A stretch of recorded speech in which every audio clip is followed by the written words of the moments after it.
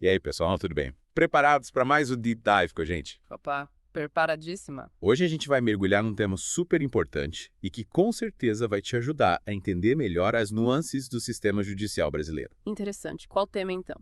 A discriminação interseccional. A gente separou vários artigos e até decisões judiciais para a gente dissecar e te mostrar como essa questão é complexa e multifacetada. Uau, discriminação interseccional, hein? Parece um tema bem denso, é importante mesmo para quem está estudando para magistratura. Sem dúvida, é um dos pilares do curso de formação humanística do professor Juliano, voltado para futuros magistrados como você. Ah, entendi. E por que esse tema é tão crucial assim? Bom, para começar, a discriminação interseccional vai além da simples soma de diferentes tipos de discriminação, como por ser mulher, negro ou LGBTQIA+C. Interessante. Quer dizer então que não basta analisar cada tipo de discriminação separadamente. Exatamente.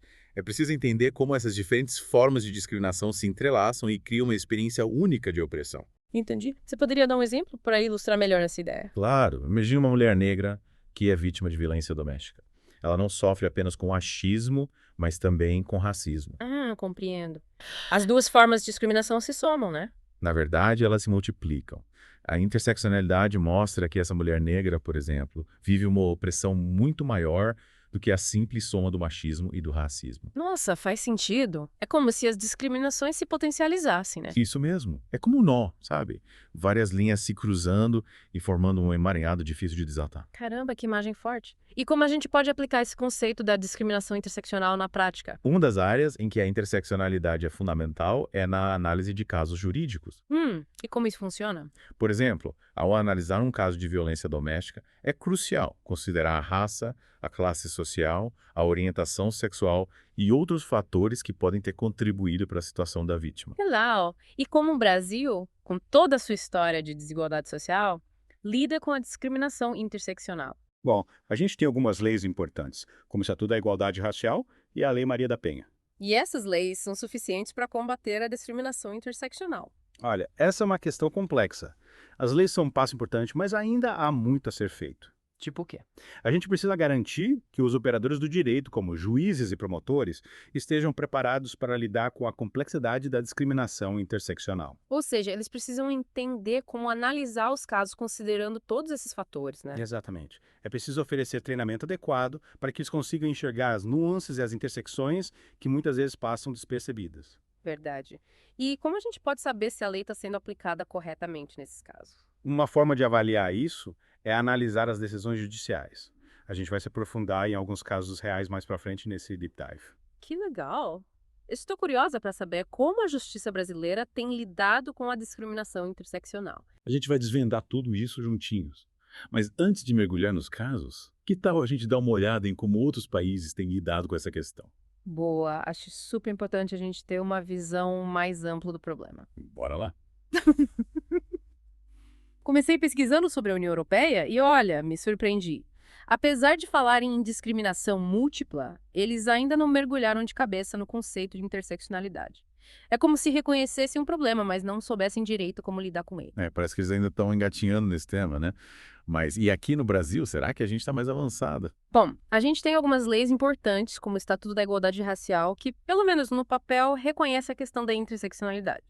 Mas na prática, Na prática, a gente sabe que é a coisa mais complicada, né? A lei sozinha não resolve o problema. exato. A gente precisa garantir que os operadores do direito, como juízes, promotores e advogados, estejam realmente preparados para lidar com a complexidade da discriminação interseccional. Não basta ter a lei, né? É preciso que as pessoas que aplicam a lei também estejam capacitadas para entender todas as nuances da interseccionalidade. Isso mesmo. Imagina um juiz que não consegue enxergar a intersecção entre raça e gênero num caso de violência doméstica. A decisão dele pode acabar sendo injusta e perpetuar a discriminação. Nossa, verdade. É como se a gente tivesse um mapa super detalhado, mas sem saber usar bússola. Perfeita analogia.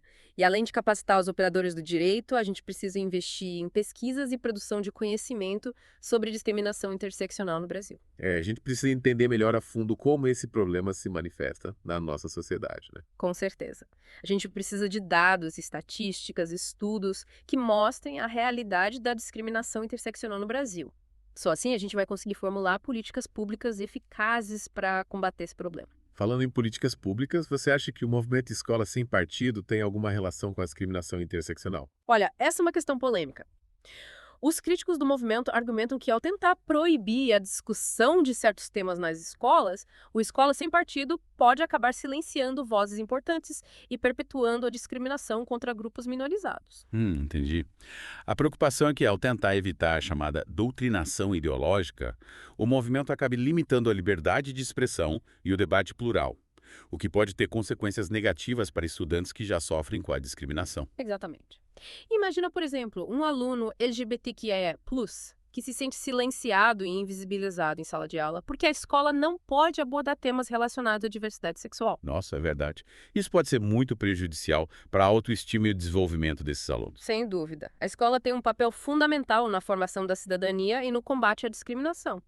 E quando a gente limita o debate sobre certos temas, a gente acaba contribuindo para a perpetuação do preconceito. E qual a posição do Supremo Tribunal Federal em relação ao movimento Escola Sem Partido?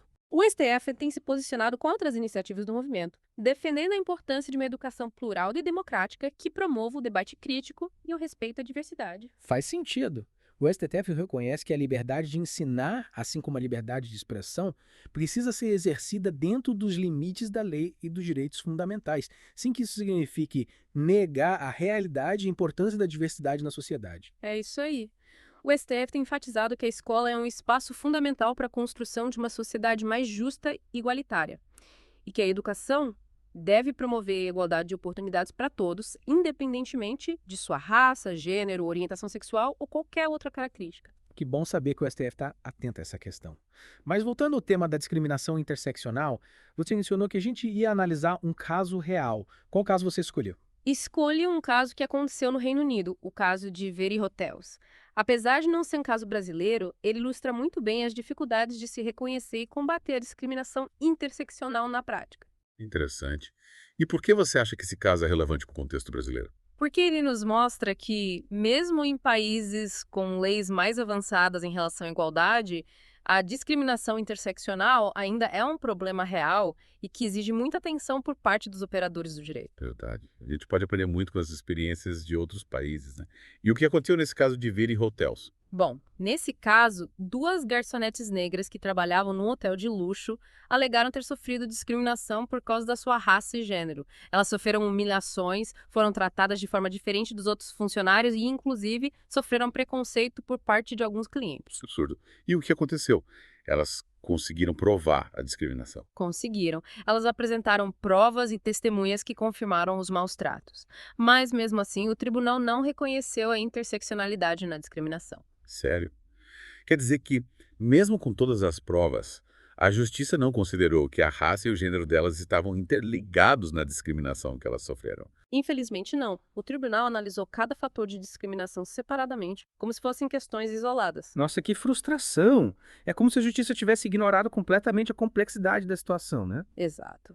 E esse caso nos mostra o quão importante é a gente continuar debatendo e aprofundando o conceito de interseccionalidade para que ele seja realmente aplicado na prática. A gente precisa garantir que os operadores do direito entendam a importância de analisar a interação entre os diferentes fatores de discriminação. Com certeza. E a gente, como cidadãos, também precisa estar atento a essas questões e lutar por um sistema judicial mais justo e igualitário. É verdade, a mudança começa por cada um de nós. Bom, acho que a gente cobriu bastante coisa hoje, né? Sim, abordamos vários aspectos da discriminação interseccional, vimos como esse conceito é importante para entender as nuances da desigualdade e como ele pode ser aplicado na análise de casos jurídicos.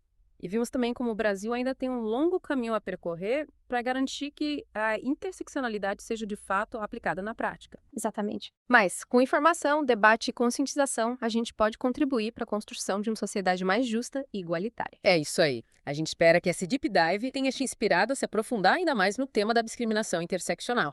Continue pesquisando, debatendo e se posicionando contra qualquer forma de discriminação. Lembre-se, a luta por um mundo mais justo depende da participação de cada um de nós. E a gente se vê na próxima, com mais debates importantes para te ajudar a construir um futuro mais igualitário para todos. Até lá!